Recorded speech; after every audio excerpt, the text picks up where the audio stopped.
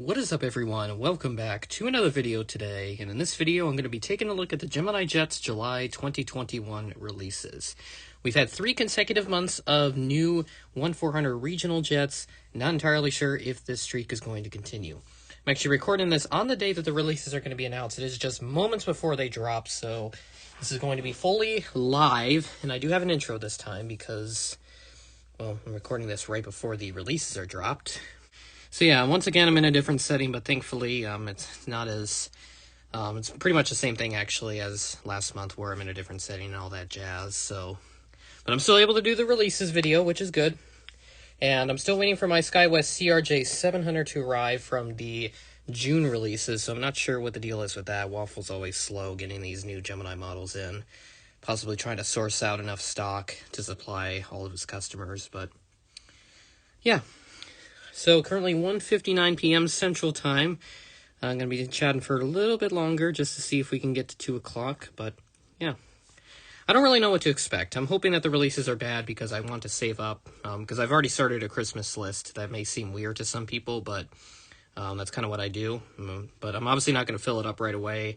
I like to fill it up over time because you never know what these new releases are going to bring, but alright, it is 2 o'clock, so let's go ahead and check out the releases. Hopefully they are of some type of, well, I was going to say decency, but I just want them to be bad because I don't want to have to spend a lot of money on these releases again.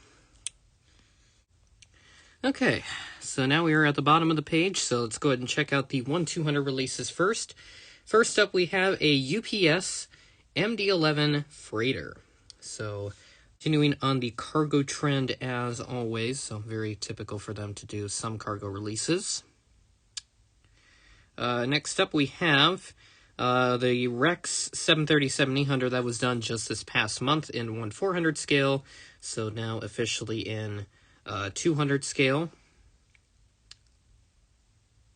Moving up the list, we have a Northwest 757-200 in the bowling shoe livery.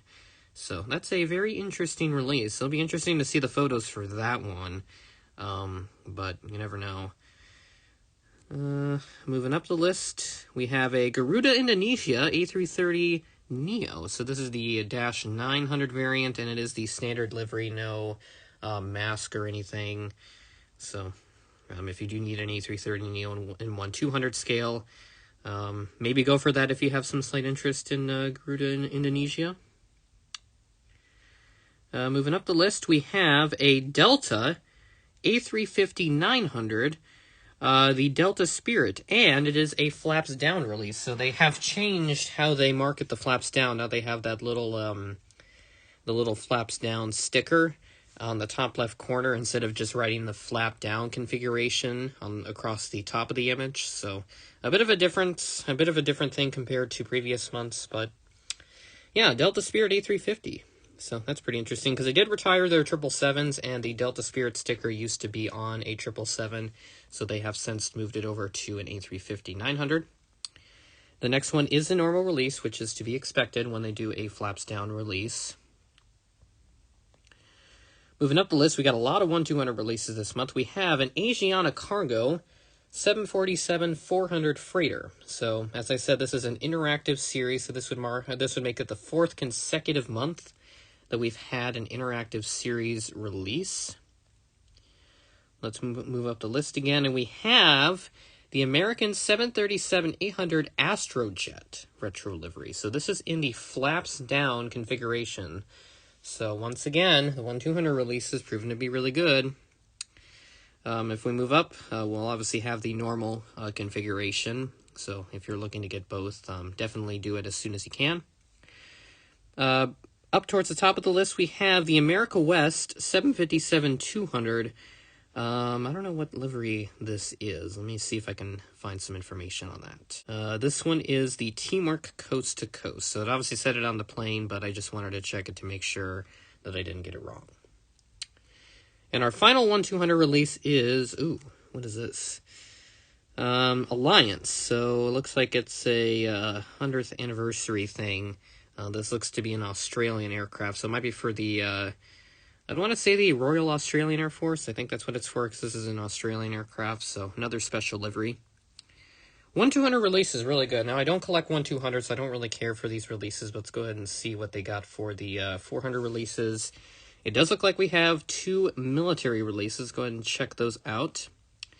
We have a United Kingdom A321neo. So, obviously the Neo mold isn't that great in 400 scale. I'm not sure what the deal is with that. I don't know why they haven't fixed that yet. But overall, if you're a British collector, I would probably get it, but I don't know. It's totally up to you. We have another A330 MRTT, and this is a Royal Air Force. So, a little bit of a British theme going on with the military releases.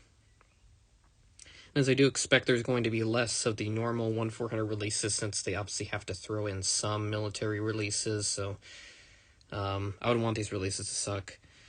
First up, we have a UPS 747-8, and this looks to be a normal aircraft. This is not an interactive series or anything, which is good, because some people do have some issues with the interactive series, which I totally understand, so definitely get this, and I would hope it's better than the first release because I've heard some complaints with that first release from a few years ago now. Next up, we have a regional jet. Yet again, it is a Scandinavian CRJ 900. Yeah, this looks to be in the new livery, so the European collector is getting some of the good regionals that us American collectors were getting at one point. Next up, we have a Qantas 787-9. This looks to be in the standard livery and does have the flaps down configuration. So I'll obviously have the normal release right to follow.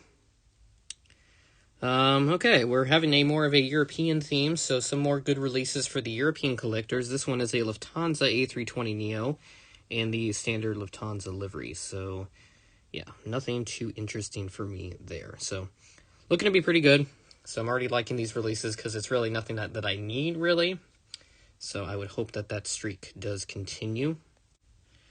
Next up, we have a Kalitta Charters, or not Kalitta Charters, this is Kalitta Air, 747-400 freighter, and it does have the flaps down configuration. This does have the mask livery up at the front of the nose. So obviously with that, we'll have the normal one up next.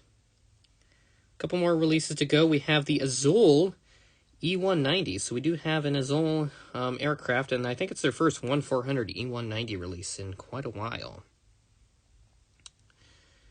And our last one, Aeroflot A321neo. And there we go. That's all of the releases, and this is exactly what I needed just to make sure I can save up a little bit. Releases that I don't really need, really. The only ones that would interest me in this case are the Kalitta 747s, and the UPS 748, but other than that, I don't need any of these releases, and I'm not mad this time like I am usually from previous months. I do need a break from buying all these like new releases and everything, so this is definitely a release that I needed, for sure. But definitely the European collectors are going to be very happy with this, like the Lufthansa A320neo, the Scandinavian CRJ 900, possibly the Aeroflot A321neo, pending that you really need one. Yeah. 1/200 releases, a lot better, so a lot of American releases this time around. In fact, all but about, all of about 4 releases are of American origin, so yeah, if you're an American collector for 1/200 scale, you're kind of in trouble. More specifically, your wallet, but yeah, definitely some good releases for 200 scale. And then, of course, the military releases, which I did skip over, a bit of a British theme going on there. So as I said, this is a release I definitely needed, just so I wouldn't blow my budget and obviously fill up my Christmas list so fast. This is a release that I definitely needed, just so that I wouldn't fill up my list. So with that being said, that is the end of the video. Thanks for watching, and I will catch you in the next one.